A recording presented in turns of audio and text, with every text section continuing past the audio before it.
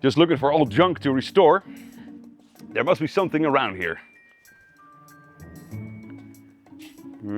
Nothing there. Hey, what is that? Looks to be a Buick Rivera. Yes, a Buick Rivera. That seems to be a lot of work. Maybe a bit too much. Oh, look, a deer died here. Oh my God. Well, this might be a bit too much of a project that I'm after. Holy hell, is that an Alfa Romeo 2-liter twin spark from 1987?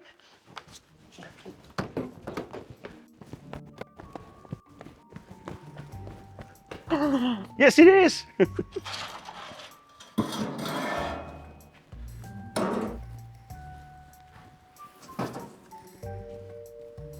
Wow, put all this junk here. Hey, on the roof. Yes, it is. You couldn't script this if you wanted to. I bought another Alfa. What could possibly go wrong? Welcome to another video here at Back to Classics, and today is all about this 1987 Alfa Romeo 2-liter twin spark, and we're going to see if it will start, if we can get it to the workshop, and what else needs to be done to this car in the near future. Oh my God, that's it. Man, what a junk here. Right, so now we can access the bonnet.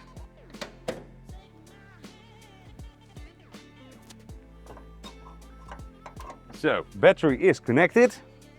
Let's hope for the best, and let's see if at least there is oil in the engine. Oh, yes, there is. That's good. Let's see if it runs.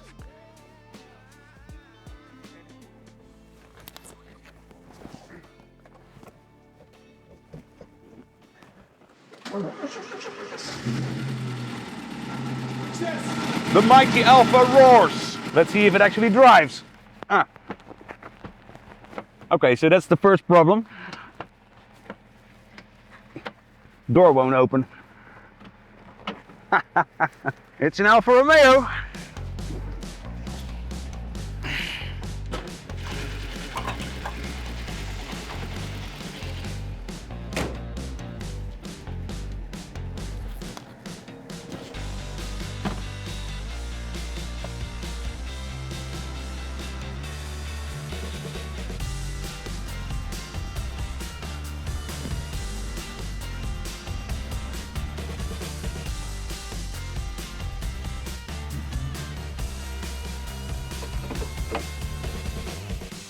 So, I hope we have a better view of the car this way. A car which looks to be in a very good condition, apart from some things that need to be addressed, of course. But at least the body, and that is what I specifically was looking for, doesn't appear to have any rust. So that's quite remarkable. It is, as you can see, a French car, French delivered car, and still has the French registration. So that's something we need to take care of to get it licensed here in Holland. But apart from that, it looks to be a car in a very good shape. And if you look inside, but you see it has leather upholstery from the factory. So that beautiful interior and the body that seems to be rust-free, and the fact that it has a 2-liter twin spark engine, that was the major reason why I decided to go for this car in particular. Now, of course, that's an Alfa Romeo from 1987, so there's probably a lot of things that need to be addressed, like that door hinge, for instance, and the fact that the windows won't close. And of course, there will be a much longer list of items that we need to sort. But let's go back to the workshop and see how we can start with that.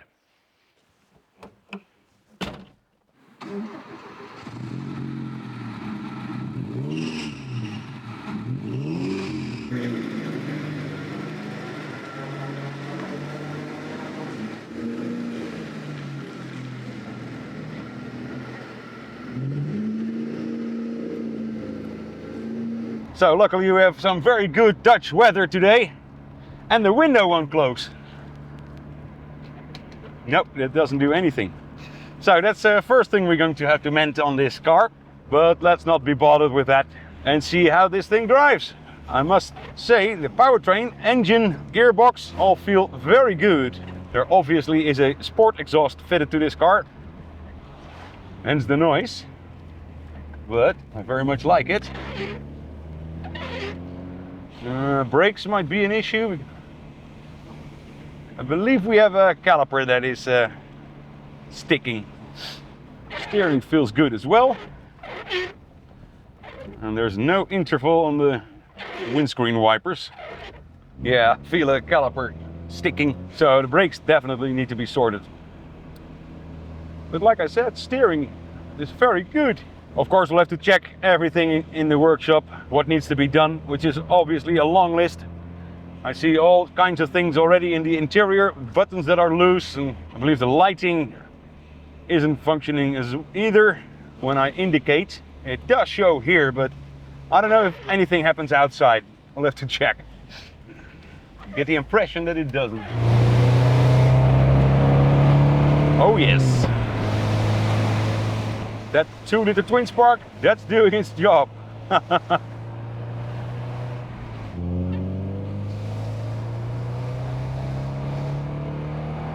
Yeah, that engine feels very healthy. Brakes are not so healthy. Shut up.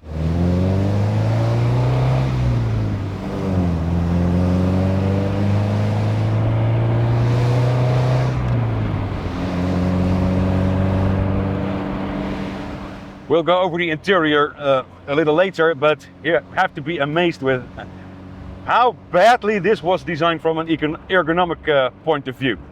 It is just, it never ends. I mean, what they were thinking with putting a radio here, putting the steering wheel off center of the seat, then this whole area here where they were very proud of the onboard computer, which never works. And then there's this huge ashtray. They were thinking about that in the ergonomics department because that's placed in the perfect position, at least. Italians.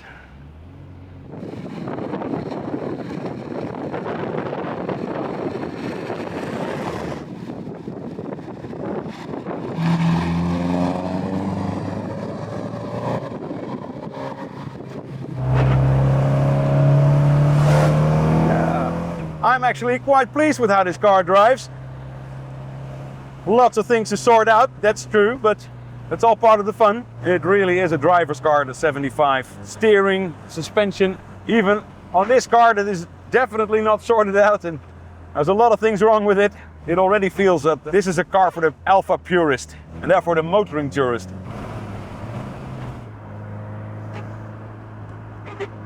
Man, it's got potential.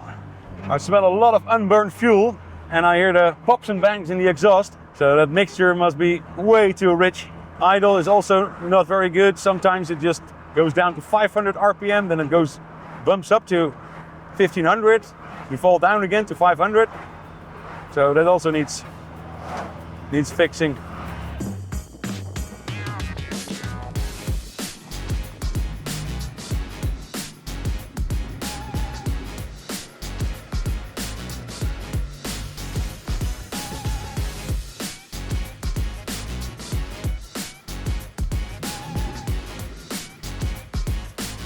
So we made it to the workshop. Can you believe that? Let's first discuss a little bit about the historic background of the Alfa Romeo 75. In the mid-1980s, Alfa Romeo was struggling. The brand, once dominating on the racetrack, was now facing serious financial trouble. The 75, released to celebrate the company's 75th anniversary, was meant to be a symbol of Alfa's heritage. But it had a bigger role to play, saving Alfa Romeo's shrinking market share and establishing its reputation before its looming Fiat takeover. The 75 was introduced in May 1985 as the successor of the Giulietta. It arrived with high expectations and Alfa touted it as a mix of classic rear-wheel drive dynamics with modern technology. However, critics were divided on whether it lived up to those claims. The car was designed by Ermanno Cressoni and he gave the car an angular design with a boxy shape, setting it apart from many of its rivals.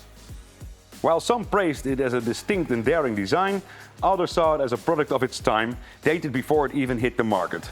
The wedge-shaped body, while sharp, didn't appeal to everyone. Some called it innovative, while others just looked at it awkward, especially compared to more streamlined German competitors like the BMW E30 3 Series.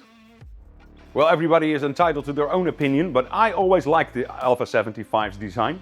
I especially like the black body trim that accentuates that masculine look the car has. It's a typical product of the 1980s. But I agree to some extent that it might have lacked the elegance of Alfa had been known for in the past.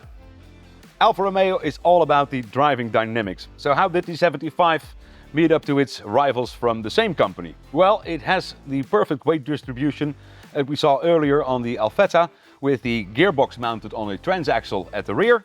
It has rear-wheel drive, as a proper Alfa Romeo should have. So how did it fare up? For keen drivers, the 75 did offer an engaging experience. The steering was direct, and the chassis felt balanced. The rear-wheel drive layout gave it a sporty feel, although some would argue that it would also make the car twitchy in certain conditions, especially under hard acceleration. But these are, of course, no true Alfa drivers. And then there was the gearbox, or rather the gear shift mechanism, a known problem on all Alfetta-style Alfa Romeos with the transaxle design. And that led to some complaints about drivers of the 75 as well. But as a GTV6 owner, with an older design of this same mechanism, I can tell that I'm pretty pleased with how this shifts gear. It is also one of the reasons why I chose to fit a 75 3-liter V6 gearbox in my personal GTV6. The Alfa 75 came with a variety of engines. This is the 2-liter twin-spark version, 148 horsepower it was claimed to have. And of course, the name says it all, it has the twin-spark cylinder head.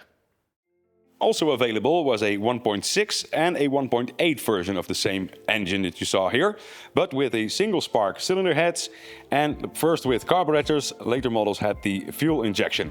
There was also a 1.8 turbo version of the same engine that produced 155 horsepower. Alfa Romeo took this car racing and therefore had to homologate to Group A. This led to the 1.8 Turbo Evoluzione to come to the market as a limited edition of just 500 cars. This is now by far the most desirable of all 75s. And then of course there was the Busso V6, available in different markets as a 2.5, but mostly as a 3-liter version in the 75. And of course there were also some diesels, but we'd rather not talk about because we don't care for filthy diesels powering an Alfa Romeo. The 75 was quite a success, especially by Alfa Romeo standards from back in the day. Over 375,000 cars were sold during its 7-year lifespan. But it was part of Alfa Romeo's downward trend.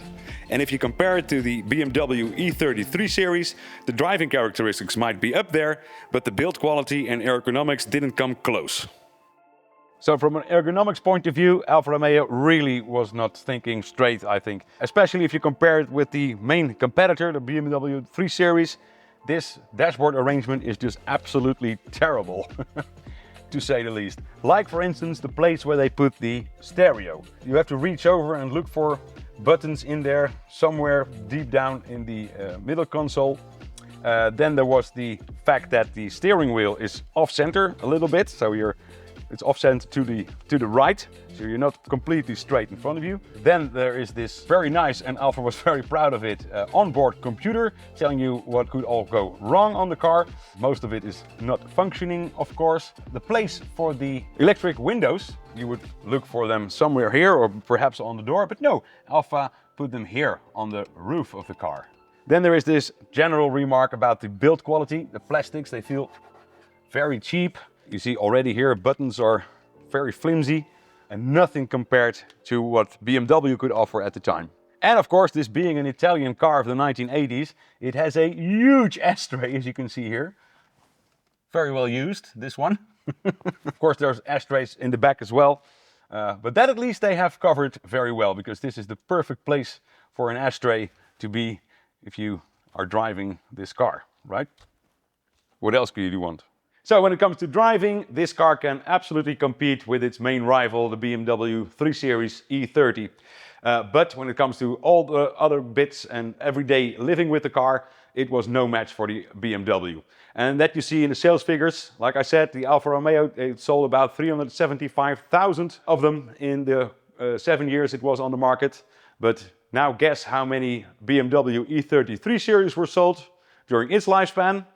2.4 million. 2.4 million!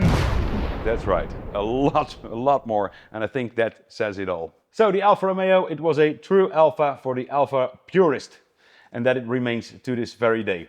It was discontinued in 1992 to be replaced by the Alfa 155, first of this mid-size Alfa Romeos to be fully designed under Fiat ownership. It was, of course, like I said, front-wheel drive, and that makes the Alfa Romeo 75, you could argue, the last true Alfa Romeo.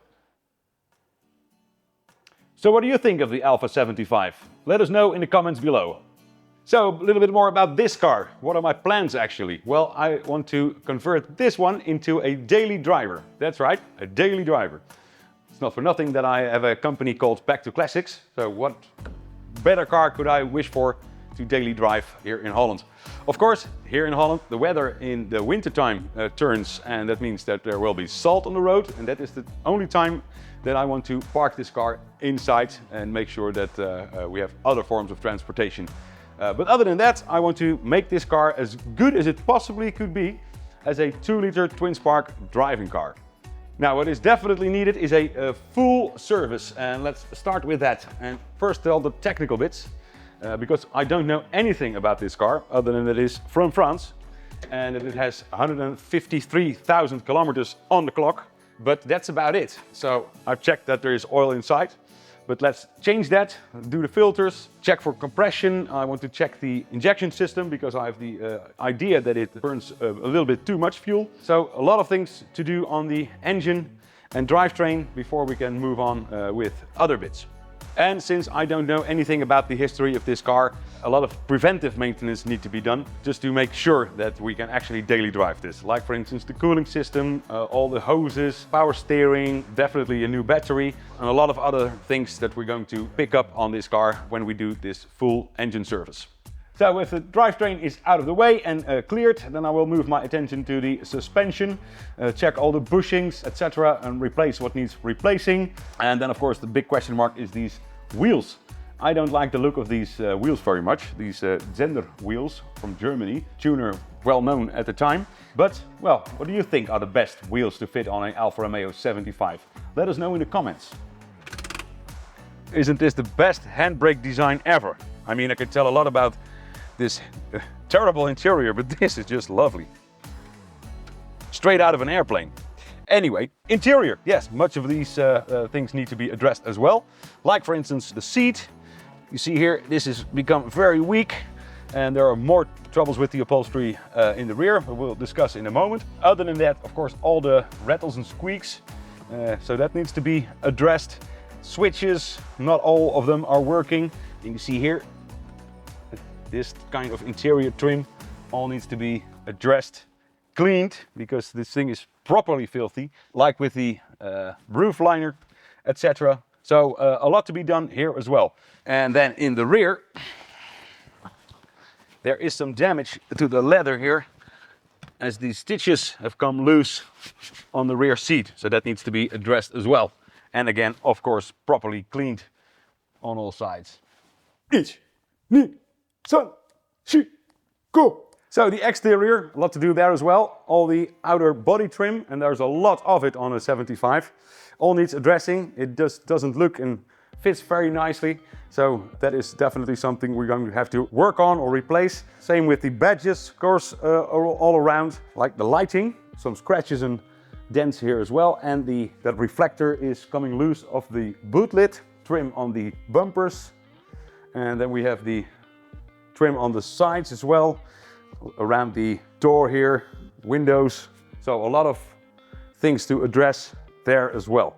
The paint, however, seems to be in a very good condition. Some smaller dents I have found, but no big things, no signs of any crashes or etc. That hopefully is something that we can improve on just by polishing, and perhaps here and there a little painting to touch up the car here and there, but nothing too serious. But in the front as well, this faded logo that has to be changed, of course, and as well as the lightings. So definitely the indicators in the front, they're broken and there are all kinds of scratches, etc. in there. So that's all that needs to be done to the exterior of the car. So in all, a very nice project car in my opinion. Let us know in the comments what you think of the Alfa 75 and how we can improve on this very example. Like for instance, tips or tricks that you have, or ideas about what wheels we should use, what upgrades we can do to the interior, to the engine. I'm very keen to see what you guys think, so let us know in the comments below this video. That concludes this video here at Back to Classics. Be sure to like and subscribe so you get notifications when when we have something new posted. And of course, you will be notified when we get the next episode out on this project car, the Alfa Romeo 75. For now, we thank you very much for watching. Toodaloo-dokie, see you next time.